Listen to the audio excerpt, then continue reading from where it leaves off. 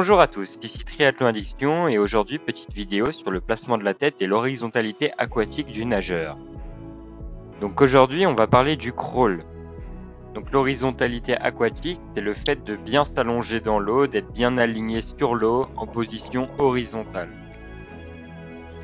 Alors beaucoup de nageurs, souvent des cyclistes ou des coureurs à pied, disent qu'ils ne peuvent pas avoir une bonne horizontalité aquatique car ils ont les quadriceps trop musclés.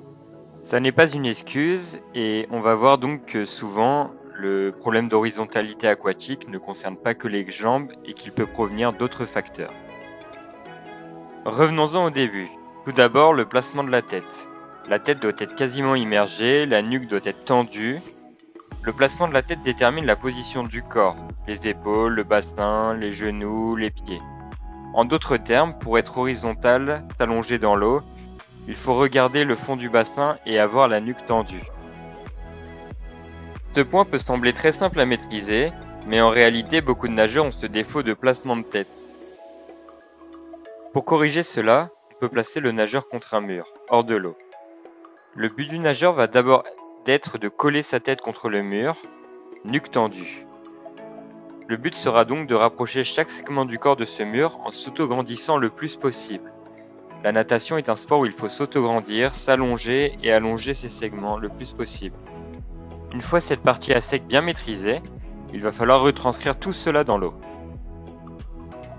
Pour cela, on va commencer gentiment par des battements, sans planche ou sans matériel devant, et vraiment se concentrer sur ce placement de la tête. Si besoin, on peut ajouter des petites palmes pour faciliter le battement.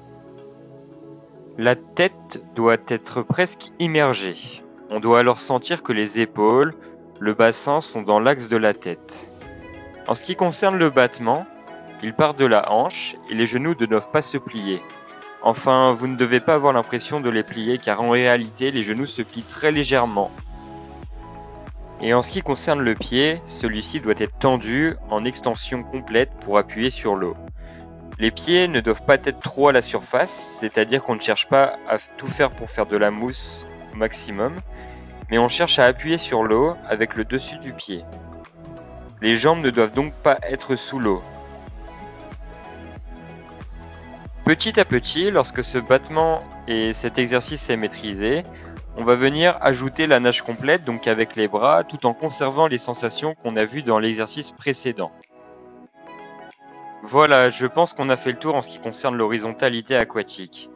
Rappelez-vous bien que ce que l'on vient d'expliquer peut paraître plutôt simple, mais énormément de nageurs pensent avoir une bonne horizontalité dans l'eau, mais ne l'ont pas, principalement à cause de la position de la tête ou alors le battement.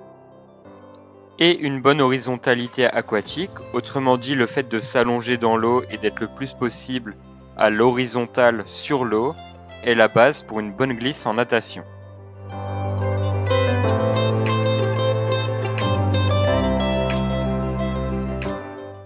Allez, je vous laisse. N'hésitez pas à poser vos questions en commentaire, j'y répondrai s'il y en a.